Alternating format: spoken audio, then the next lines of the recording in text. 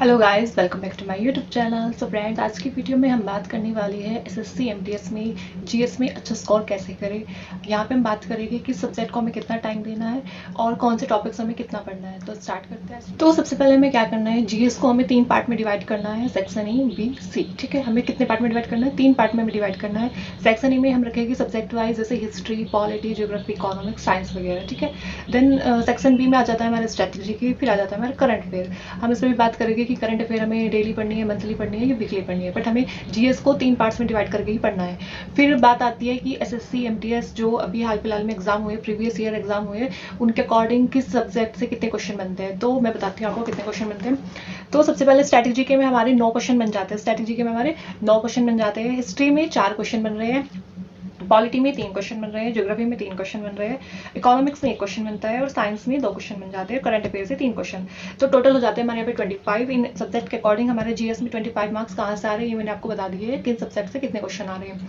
मैं स्क्रीन पर मेंशन कर दूंगी, आपको फोटो में दिख जाएगा कितने क्वेश्चन कहाँ से आ रहे हैं। ठीक है, तो अब बात आती है कि मैं पढ़ना कैसे और कहाँ से कितना सिलेबस कवर कर सकते हैं। तो सबसे पहले आपको मतलब जीएस के लिए क्या क्या करना है। सबसे पहले अगर आप ऑनलाइन क्लास ले रहे हैं या ऑफलाइन क्लास ले रहे हैं, जो भी ले रहे हैं, उसको आपको कंप्लीट करना है। फिर आपको अपने नोट्स रिवाइज करना है। फिर नोट्स रिवाइज होने के बाद आपको टॉपिक वाइज क्या करना है, मतलब क्वेश्चन लगाने हैं टॉपिक वाइज। जो भी टॉपिक आपने कंप्लीट किया उसके क्वेश्चन लगाने हैं, फिर पीवाईक्यू करने हैं उसी टॉपिक के। जैसे मान लो आपने हिस्ट्री में सबसे पहले आप दिल्ली सल्तनत से स्टार्ट करते हैं, तो आपने 3 दिन उसको अच्छे से पढ़ा दिल्ली सल्तनत को, फिर चौथे दिन आपने उसके क्वेश्चन लगाए उसी टॉपिक से, फिर उसी दिन आपने उसके पीवाईक्यू क्वेश्चन किया। इससे क्या होता है, आपने अपने नोट से जितना भी पढ़ा आपने क्वेश्चन में लगाए। अगर आपने नोट से 1-2 क्वेश्चन रह गया, वो आपने जो क्वेश्चन लगाए वहाँ से कवर हो जाएगा। फिर क्वेश्चन लगाने के बाद आप पीवाईक्यू करते हैं। पीवाईक्यू से क्या होता है, पीवाईक्यू लगाने से आपके जो नोट्स या टॉपिक वाइज क्वेश्चन में जो क्वेश्चन रह जाते हैं वे आपके पीवाईक्यू से कवर हो जाते हैं। तो यहाँ से आपका एक टॉपिक स्ट्रॉन्ग हो जाता है। देन फिर आपको ऐसे ही मुगल एम्पायर पढ़ना है, ऐसे आपको स्ट्रैटेजी के करना है। फिर ऐसे मतलब टॉपिक वाइज आपको सब्जेक्ट वाइज आपको अपने अकॉर्डिंग। तो यहाँ पे सेक्शन ही हमारा कंप्लीट हो रहा है। टॉपिक वाइज मैंने आपको बता दिया है कैसे पढ़ना है कैसे नहीं। फिर हमारा आता है स्ट्रैटेजी के। स्ट्रैटेजी के हमारा सेक्शन बी पार्ट है,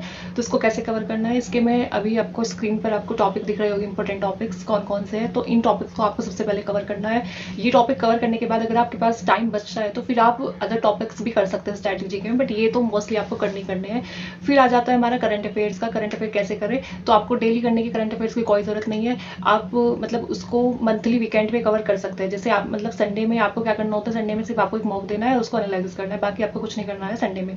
तो उस दिन आपको क्या करना है, उस दिन आपको मंथली अपनी करंट अफेयर कवर करनी है। जैसे जनवरी से आप स्टार्ट कर रहे हैं तो जनवरी में आपकी एक संडे कवर हो जाएगी, फिर फरवरी नेक्स्ट संडे कवर हो जाएगी। तो ऐसे कर करके आपको वीकेंड पे अपनी करंट अफेयर मंथली कवर करनी है, मंथली फोकस करना है करंट अफेयर पे। डेली इस पे टाइम वेस्ट नहीं करना है, क्योंकि यहाँ पे एसएससी एमटीएस में 2 या 3 क्वेश्चन देखने को मिलते हैं करंट अफेयर से, ज़्यादा क्वेश्चन नहीं आते हैं।